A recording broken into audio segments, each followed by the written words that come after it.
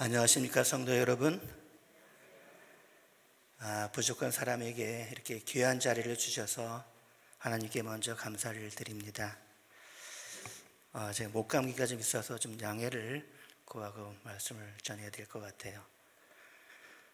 오늘 제가 드릴 말씀의 제목은 가장 중요한 일입니다. 가장 중요한 일. 우리 성경절 먼저 보고 말씀을 드리겠습니다. 첫 번째 슬라이드에 마가복음 5장 7절에서 8절 말씀입니다. 큰 소리로 부르짖어 이르되 지극히 높으신 하나님의 아들 예수여, 나와 당신이 무슨 상관이 있나이까? 원하건대 하나님 앞에 맹세하고 나를 괴롭히지 마옵소서 하니, 이는 예수께서 이미 그에게 이르시기를 더러운 귀신아 그 사람에게서 나오라 하셨습니다. 두 번째 슬라이드입니다. 각 시대마다 유명한 부자들의 이름이 등장하지만 20세기의 부자라 빼놓을 수 없는 사람, 진 폴 게테라는 사람이 있습니다. 23살에 백만장자가 되었고 1966년 기네스북에서 세계 최고의 부자로 기록된 사람입니다. 이 사람은 원래 아버지가 부자입니다. 아버지가 석유 사업을 했는데 그것을 물려받아서 세계적인 부호가 됩니다. 사업을 위해서는 적들과도 손을 잡는 유명한 사람이었죠. 그래서 전쟁 중에도 사업을 위해서 독일군과 거래를 했던 사람이 바로 게테라는 사람입니다. 2차 세계대전이 끝난 뒤에 중동의 그 유전 개발권을 얻어서 사우디, 이란의 석유 사업권을 따내서 세계적인 부호가 됩니다. 건설, 갤러리 등 엄청 많은 회사를 거느린 사람입니다. 그런데 이 진 폴 게티에게 1973년도에 특별한 일이 일어납니다. 당시 16살 된 손자가 이탈리아 로마에서 마피아에게 납치를 당합니다. 마피아는 납치된 그 아이의 할아버지 게테에게 1,700만 달러, 하나로 223억 원 정도 됩니다. 당시 이 돈을 내놓으라고 합니다. 이때 빈 폴 게티가 어떻게 반응하냐면, 난 그 돈을 줄 수 없다. 나한테 손자가 14명이 있는데 내가 이 아이의 몸값으로 돈을 지급하면 또 다른 마피아가 손주를 납치해서 또 요구할 텐데 난 그렇게 줄 수 없다 하고 버팁니다. 그래서 마피아가 굉장히 황당하고 열도 받고 화가 머리끝까지 나서 급기야 그 손자의 귀를 잘라서 게티에게 보내며 강력하게 협박을 하게 됩니다. 그래서 정말로 다급해진 것은 이 아이의 아버지였습니다. 그래서 아이의 아버지는 자기 아버지인 게티에게 가서, 아버지는 그렇게 돈이 많으신데 손자를 위해서 그 돈도 못 쓰십니까? 제 아이 좀 제발 살려주십시오 라고 간청을 합니다. 그런데 게티가 자기 아들에게 그래도 줄 수 없다. 정히 네가 네 아들을 살리고 싶으면 내가 돈을 빌려줄 테니 빌려가서 갚아라. 그런데 그 많은 돈은 다 못 빌려주고 세금을 공제한 220만 달러, 약 29억 원을 이 돈만 빌려주겠다. 그러니 연이율 4%로 나에게 갚아라. 그리고 만약 서약서에 사인도 안 하고 공증도 안 하면 그 돈조차 절대로 못 빌려주겠다. 이 소식을 듣게 된 마피아까지도 이 게티가 너무 막 나가니까 저 사람이 인간이냐 하고 마피아가 손을 들고 220만 달러, 약 29억 원을 받고 손주를 풀어주게 됩니다. 다음 슬라이드입니다.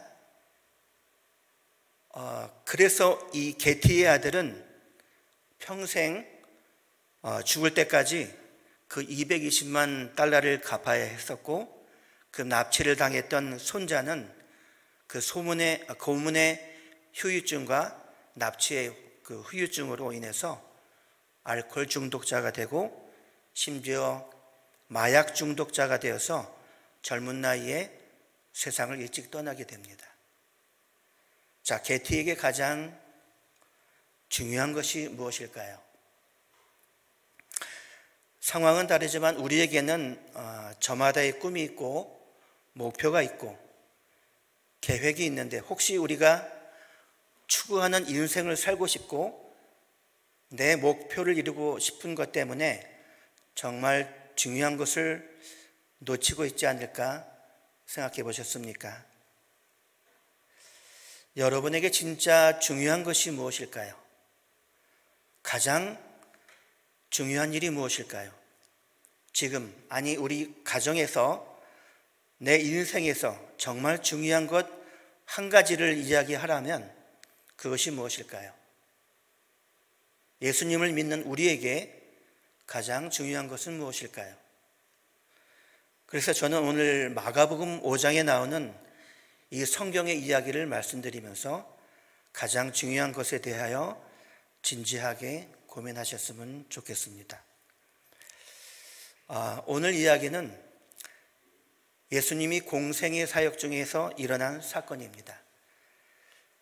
어느 날 제자들하고 갈릴리 서쪽에서 동쪽으로 갈릴리 호수를 건너자고 예수님이 말씀하십니다.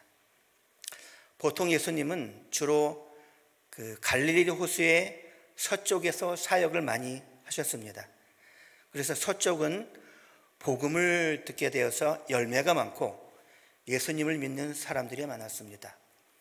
반대로 동쪽은 복음을 접할 기회가 많지 않았고 또 복음을 듣고 변화되는 사람이 많지 않았기 때문에 예수님께서 서쪽에서 동쪽으로 가는 길은 매우 낯선 길이었습니다. 이 동쪽 호수에 도착했는데 그곳의 이름은 거라사라는 땅입니다. 이곳은 복음을 많이 듣지 못해서 예수님을 믿는 사람이 많이 없었던 곳이기 때문에 이방 땅이라고 생각하시면 됩니다. 그런데 이 낯선 땅에 제자들과 예수님이 막 건너왔는데, 다음 슬라이드입니다.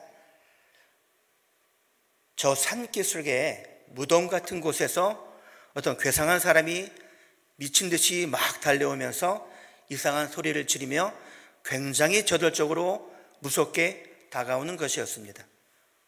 딱 봐도 제정신이 아니었습니다. 머리는 풀어헤치고 신발도 안 신고 온몸에 상처와 피투성이가 된 옷을 입은 채, 그리고 거기다 눈동자는 이상하게 풀어져 있었고 누가 채워놨는지 손과 발목에 쇠사슬이 있었는데 그것마저 끊어져 있는 상태였습니다. 이 사람의 정체를 성경은 귀신에 단단히 붙들린 사람이라고 소개를 합니다. 이 미친 사람이 예수님과 제자들을 향해 공포스럽게 달려오고 있었으니 제자들이 너무 놀라고 두렵고 해서 어찌해야 할 바를 모를 정도로 있었을 때 예수님만큼은 전혀 요동치 않으시고 평안한 상태로 그 다가오는 미친 광인을 바라보고 있었던 것이었습니다. 예수님은 이미 그 사람을 영적으로 꿰뚫어 보고 있었던 것입니다. 아마 그 사람을 불쌍한 마음으로 보고 계신 거였습니다. 그런데 막 미칠 듯이 달려오는 귀신 들린 사람이 갑자기 예수님 앞에 오더니 멈춰서서 눈 깜짝할 사이에 예수님 발 앞에 무릎을 꿇더니 엎드려서 예수님 앞에 이렇게 소리를 칩니다. 처음에 읽어드렸던 마가복음 5장 7절 말씀입니다. 지극히 높으신 하나님의 아들 예수여, 나와 당신이 무슨 상관이 있나이까? 원컨대 나를 괴롭게 하지 마옵소서 라고 말을 합니다. 해석하면 이런 이야기입니다. 당신은 저 지극히 높으신 하나님의 아들이 아니십니까? 그런데 어찌 저같이 하찮은 이런 귀신 따위를 뭐 볼 거 있다고 제 앞에 나타나십니까? 나를 괴롭히지 마시고 그냥 편안히 나를 놔주십시오. 제발 모른 척 해주십시오. 라는 이야기입니다. 성도 여러분, 이 귀신은 예수님을 단번에 알아봤습니다. 그리고 자신의 정체를 다 아는 이 예수님이 자신의 운명을 예수님 말 한마디면 해결하고 결정할 수 있다라고 생각하는 것이었습니다. 그런 귀신을 향하여 예수님께서 그가 원하는 대로 안 하시고 이렇게 명령을 내리시죠. 이 더러운 군대 귀신아, 당장 그 사람에게서 나오라. 그냥 귀신이라고 하지 않고 군대 귀신아라고 했습니다. 헬라어로 군대라는 뜻은 약 6,000명의 군사를 거느린 군대를 이야기합니다. 원문의 뜻을 보면 굉장히 강력한, 그냥 귀신이 아니라 굉장히 강력한 귀신이 이 사람을 꼼짝달싹 못하게 붙들고 있다는 것을 말하는 것입니다. 이 상황은 바로 예수님의 명령에 그 귀신 들린 사람이 예수님께 협상을 시도하는 상황이라는 것입니다. 다르게 표현하면 이 사람에게서 나오는 대신에 내가 이 지역만 떠나지 않게 해주십시오. 이 사람에게서 나오라 하니 내가 어쩔 수 없이 이 사람에게서 나오는데 그러면 산빛 아래에 있는 저 돼지들, 저 하찮은 돼지 떼들에게 들어가서 내가 거할 수 있게 해주십시오. 라고 예수님께 협상을 하죠. 그래서 예수님은 그렇게 하라 라고 허락을 하셨던 겁니다. 왜 이 사람이 귀신 들린 사람에게서 나오는 대신 이 지역을 떠나지 않게 해달라라고 하면서 대신 저 동물인 돼지떼들에게 들어갈 수 있도록 해달라고 할까요? 그것은 이 거라사 갈릴리 이방 땅에는 돼지를 많이 키웠습니다. 가장 큰 비즈니스가 당시 돼지를 키우는 거였습니다. 왜냐하면 그 갈릴리 호수 인근은 무역로가 많아서 외국에서 많은 상인들이 오가는 또는 여행자들이 많이 찾는 곳입니다. 그러니까 이스라엘은 율법에서 돼지를 부정한 짐승으로 말하기 때문에 키우지는 않지만 이방 사람들은 이게 수요가 많기 때문에 이 돼지를 키우는 것이 농사를 짓는 것보다 가장 수입이 많이 되기 때문입니다. 그래서 이방 사람들은 가장 보편적으로 큰 장사의 비즈니스로 돼지를 키우는 거였습니다. 그 이방 땅의 대부분 주민들은 자기한테 먹고 살게 해주는 가장 큰 비즈니스, 돼지 키우는 일은 절대로 포기할 수 없는 일이라고 이야기합니다. 그런데 이 귀신은 그 사람들이 가장 중요하게 여기는 그 돼지에게 들어가서 여전히 그 지역의 영향력을 이어가겠다는 이야기입니다. 그런데 예수님은 그 의도를 알지만 그래, 차라리 그 사람에게서 나와서 또 돼지들에게 들어가는 것을 허락하셨습니다. 조금 전에 이 귀신이 예수님 앞에 막 달려와서 납작 엎드려서 예수님을 뭐라 불렀습니까? 이렇게 불렀습니다. 지극히 높으신 하나님의 아들 예수여. 이렇게 불렀습니다.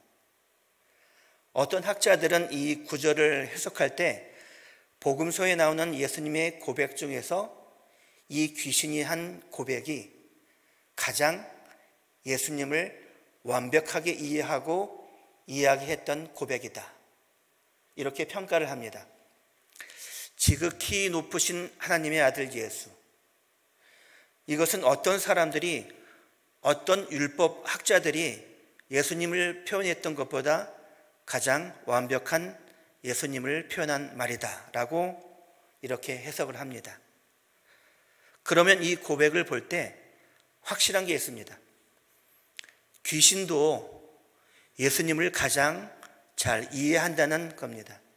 정확히 말하면 우리보다 귀신이 예수님을 훨씬 더 잘 이해를 합니다. 그런데 예수님을 누구보다 잘 아는 귀신이 결국 어떻게 됩니까?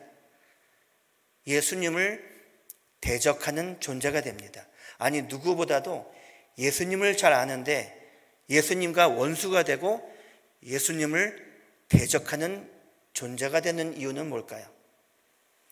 여기에 아주 중요한 영적 가치가 있습니다. 우리는 대개 내가 누군가에 대해서 지식으로 정보로 알면 아, 나 그 사람 알아, 이렇게 이야기하잖아요.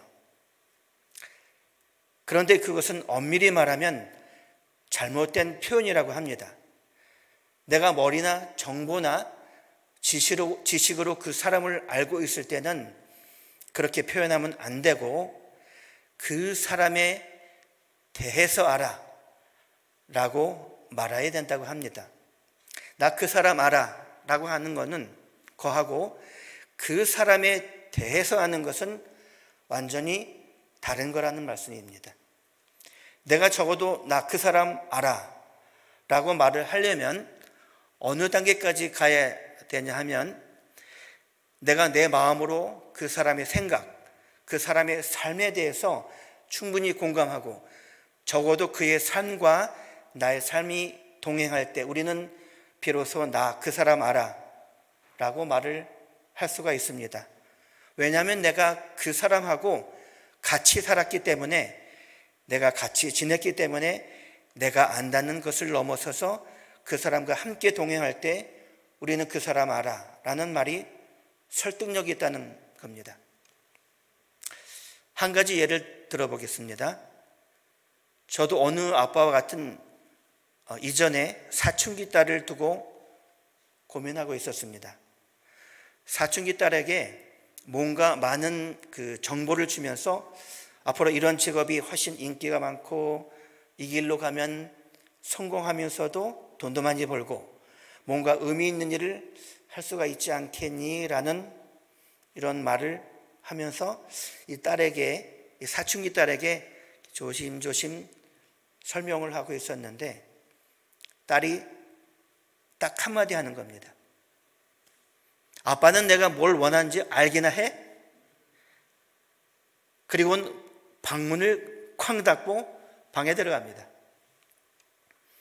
저는 당연히 충격을 받습니다. 내가 아빠인데, 내가 어떻게 키운 자식인데 아빠는 날 알기나 해? 그럼 딸의 이 말이 틀린 걸까요? 맞은 걸까요? 사춘기 땐 맞는 거라는 이야기입니다. 딸이 왜 아빠를 거부하느냐? 이 딸은 아빠가 내 아빠인 건 맞지만, 아빠하고 지금까지 살았지만 지금 내 감정, 지금의 내 상황에 아빠가 나와 함께 한다는 생각이 안 드는 겁니다. 같은 집에 살고 있지만, 함께 밥 먹고 사는 가족이지만 내 생각에, 내 삶에, 내 처지에 아빠가 함께 동행한다는 생각이 안 든다는 겁니다. 그러니까 아빠는 나를 모른다고 생각하는 거예요. 저는 딸을 아는 게 아니라 딸에 대해서 아는 거죠. 저는 제 딸을 잘 안다고 생각했지만 지금 사춘기의 딸의 마음속에 뭐가 고민이고, 그 아이 마음속에 뭐가 가장 불안하고, 이 아이 마음속에 지금 가장 원하는 게 뭔지, 완전히 그 아이와 함께 그 생각에 들어가지 못하는 겁니다. 그래서 많은 분들은 내 자식을 잘 안다고 생각하지만 그냥 우리는 배우자나 자식에 대해서 여러 가지 정보나 경험으로 아는 거지, 진짜로 지금의 삶에 그 사람의 깊은 곳까지 동행하는, 나 그 사람을 진짜 알아 라고 말할 수 없을 때가 많다는 겁니다. 이 이야기를 그대로 개인의 신앙 안으로 가져 들어오면 예수님을 아는 사람이 있고 예수님에 대해서 아는 사람이 있습니다. 내가 지식적으로 얼마나 알고 있느냐, 내가 성경적으로 예수님을 얼마나 알고 있느냐, 이것을 가지고 나 예수님 대해서 알아라고 하는 것은 천만의 말씀이라는 것입니다. 예수님을 아는 사람과 예수님에 대해 아는 사람하고 어디서 구분될까요? 간단합니다.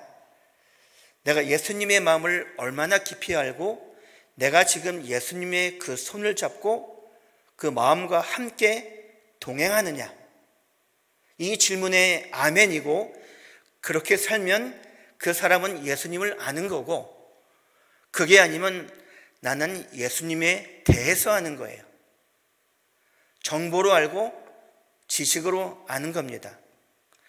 그냥 예수님에 대해서 아는 거하고 진짜 예수님을 아는 것, 지금 예수님의 마음이 어떤지, 그 예수님의 손길이 어떤 건지, 예수님이 바라보는 것이 어떤 건지, 나는 예수님의 손을 잡고 가기 때문에 알아 라고 하는 것은 여러분의 선택이지만 어떤 길을 가든 결과는 달라집니다. 예수님을 아는 인생하고 예수님에 대해서 아는 인생은 끝이 달라집니다. 우리는 예수님의 정보에 대해서 더 많이 담는 게 중요하지 않습니다. 예수님에 대하여 더 많은 지식이 우리의 자랑이 되면 안 됩니다. 아니, 그렇게 예수님을 많이 알고 신학의 박사가 되고 성경을 많이 아는 사람이 돼도 정작 예수님의 손을 잡지 않고 잡지 못하고 예수님과 멀어지면 그 사람이 예수님을 많이 알지만 귀신의 길을 걷는 거고요. 반대로 예수님을 잘 몰라요. 나는 성경을 잘 몰라요. 그러나 그 예수님의 손을 놓지 않고 그 예수님의 손만 꼭 붙들고 주님과 동행하면 예수님에 대하여 잘 모를지라도 그가 진짜 교인이고 그가 제자의 길을 걷는다는 것입니다. 그런 의미에서는 우리는 지금까지 너무 인위적으로 예수님을 아는 것으로 내 신앙, 제자의 길을 걷고 내가 예수님을 안다고 생각하는 그런 우를 범하지 않았는가 하는 것입니다. 잘 몰라도 상관없어요. 그 지식이 없다 해도 예수님을 모르는 게 아닙니다. 정말 중요한 그분의 손을 내가 잡고 있느냐, 그 손을 잡고 앞으로의 삶을 살아가느냐. 중요한 것은 예수님의 정보를 멀리서 아는 것이 아니라 그분 손을 지금 붙들고 있느냐가 더 중요하고 가장 가치가 있다는 것입니다. 앞으로 우리가 그분의 손을 잡고 사는 것이 바로 시온의 대로를 걷는 것이고 그것이 천국 가는 길인 것임을 믿습니다. 주님 손잡는 만큼 중요한 것이 없습니다. 여러분이 지금 어떤 일을 하시고 어떤 직장을 다니시든 세상에서 여러분이 어떤 일을 하는 것보다 지금 내가 주님 손을 잡고 있느냐 아니면 지금 주님 손을 놓쳤느냐, 이것이 더 중요한 일이 어디 있냐는 것입니다. 가장 중요한 것을 놓치지 않는 여러분들이 되시기를 간절히 바라겠습니다. 다시 성경으로 돌아가겠습니다. 예수님이 좋다라고 허락하시니 귀신들이 신나게 돼지들에게 들어갑니다. 예수님이 왜 허락하셨다고요? 한 영혼이 천하보다 귀하다라는 그런 뜻도 있고요. 예수님 말씀 한마디에 이 귀신들이 꼼짝 못하는 것을 단적으로 보여주시는 겁니다. 또 많은 사람들에게 귀신 들리는 사람에게서 그 끔찍한 군대가 생생하게 죽어가는 모습도 보여주시는 겁니다. 이 세상에서 가장 권세 있는 이름이 바로 예수님이라고 생각합니다. 지금 세상을 움직이는 영향력 있는 사람이 많잖아요. 그런데 시간과 공간을 초월해서 이 세상에서 존재하는 이름 가운데 가장 위대한 이름은 예수님이라는 이름입니다. 이 온 천지에 가장 위대하고 무서운 이름이 있다면 예수님의 이름이라는 것입니다. 왜 그렇죠? 예수님의 이름은요, 마귀를 벌벌 떨게 합니다. 우리는 살면서 그동안 마귀를 너무 편안하게 대해 주었던 것 같습니다. 그래서 알게 모르게 우리의 삶에 우리는 마귀가 지배하고 사단이 지배하는 그 영향을 받고 때로는 너무 관대한 것 같습니다. 어쩌면 앞으로 우리에게 중요한 것은 새로운 길을 가는 것보다 마귀를 편안하게 해주지 않는 삶이 되었으면 좋겠습니다. 그 마귀가 가장 무서워하는 것이 무엇입니까? 예수님의 이름. 예수님의 이름으로 복음이 선포되고 예수님의 이름으로 기도하고 예수님의 이름으로 찬양할 때 사단은 괴로워서 떠난다는 이야기입니다. 자, 그런 다음에 돼지에게 어떤 일이 벌어지죠? 5번째 슬라이드 보여주세요. 이렇게 6번째 슬라이드 또 보여주시고요. 그 다음 거요. 마가복음 5장 13절입니다. 더러운 귀신들이 나와서 돼지에게로 들어가매 거의 2,000마리 되는 떼가 바다를 향하여 비탈로 내리달아 바다에서 몰사하거늘. 이 사건을 똑똑히 본 사람들의 반응은 어땠을까요? 그걸 다 본 거예요. 마을 사람들이.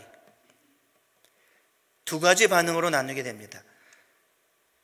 우선 돼지의 몰살을 본 마을 사람들은 두려워서 제발 예수님이 마을을 떠나달라고 간청합니다.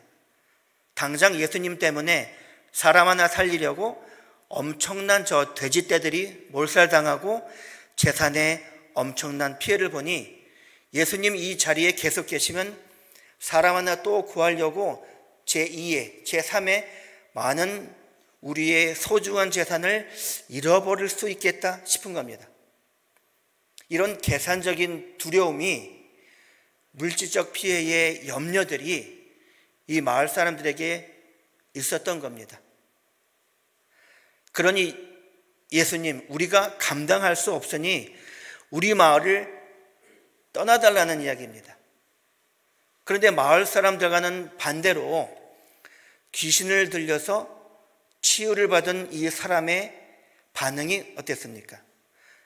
정신이 돌아온 뒤에 그동안의 상황을 잘 듣고 난 다음에 그는 울먹이면서 예수님께 이렇게 말합니다. 예수님, 저도 예수님 따라가게 해주십시오 라고 합니다. 다시 귀신이 들릴까 봐 두려웠을 겁니다. 그러나 예수님은 나를 따라오지 말아라. 대신에 너의 집에서, 너의 있는 곳에서, 너의 자리에서 주께서 너에게 하신 일을 사람들에게 널리 전하고 증언하라 라는 말씀입니다. 모두가 예수님의 기적을 경험합니다. 그런데 사람들이 어떻게 받아들입니까? 마을 사람들은 체험한 것으로 끝납니다. 반면에 귀신 들리는 사람은 어떻습니까? 체험을 넘어서 이 기적이 예수님께서 나를 위해 하신 일임을 알게 됩니다. 그리고 예수님의 빛, 복음을 전하는 자로 그 지방 땅에 아마 빛으로 살았을 겁니다. 놀라기만 했던 사람들은 예수님과 무관한 인생이 됩니다. 저마다 열심히 살았지만 가장 중요한 것을 놓치면서 결국 불쌍한 인생이 되는 겁니다. 반면에 놀라움을 넘어서 예수님을 나의 주님으로 인격적으로 만났던 사람은 감사와 증언으로 예수님을 섬기게 됩니다. 그리고 그 인생을 주님께서 지켜주십니다. 우리가 앞으로 멋진 인생을 살려면 어떻게 해야 할까요? 우리에게 오는 놀라운 예수님을 체험해야 합니다. 그러나 우리에게 오는 놀라운 예수님을 체험만 하면 안 됩니다. 아, 예수님은 우리를 위해서 이런 일을 하셨구나 라고 감사하고 증언할 때 우리는 진짜 주님과 동행하는 제자가 되는 것입니다. 우리가 무슨 상황에 놓이든 어떤 일을 하든지 간에 나를 위해 일하시는 주님을 만나시기를 바랍니다. 가장 중요한 일에, 가장 중요한 것에 우리의 생각과 우리의 삶을 들이시는 여러분이 되시기를 간절히 바라면서 부족한 말씀을 마치겠습니다.